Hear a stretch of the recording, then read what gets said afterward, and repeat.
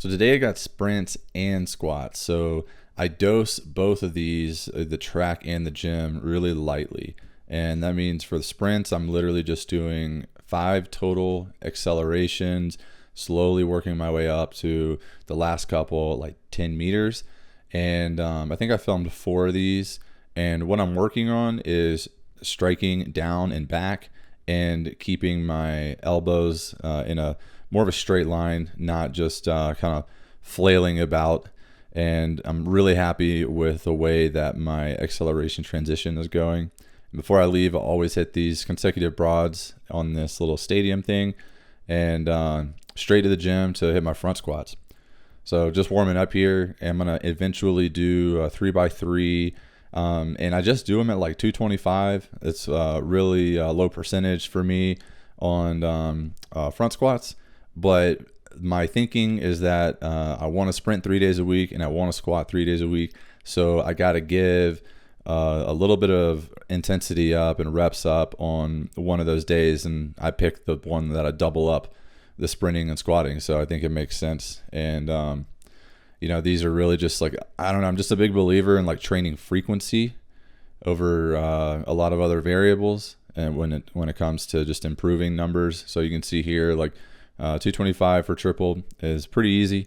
The first set actually felt kind of weird. And the second and third sets were way easier. And I tried to do them unbroken.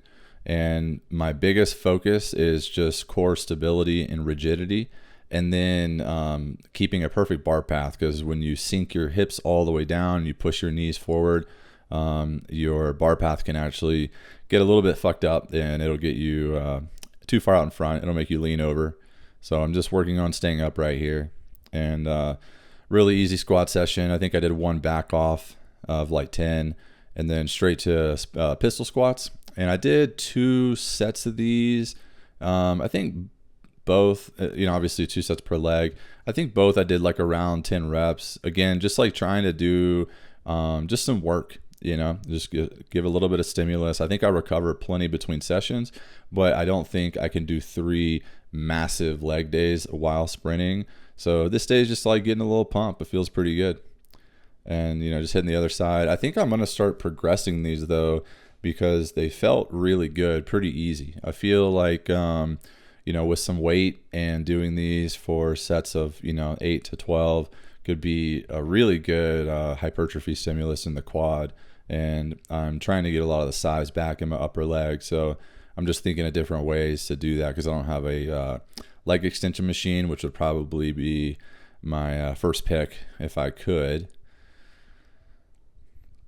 And then the last thing I did was these overcoming ISOs. And my thinking is that everyone is so obsessed with their rigidity and stiffness throughout their lower leg and knee.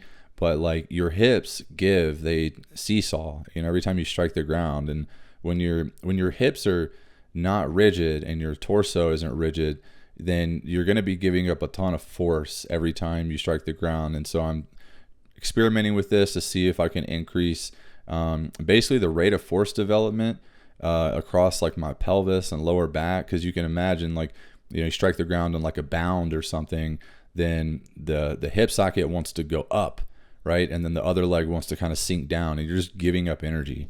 So it's just been something I've been thinking about, and I'm experimenting with these where the last set here, I've been working up in intensity, and this last 5 seconds per leg, I'm trying to like rip the rack out of the ground. Like I'm really giving it everything I can with a slight bend in the knee, just like you would when you're about to strike the ground. And I'm even like trying to make the proper angles with my knees and everything, like I would be at top speed sprinting. And just to finish off, I wanted to play around, see how many plate flips I could get at 45 pounds.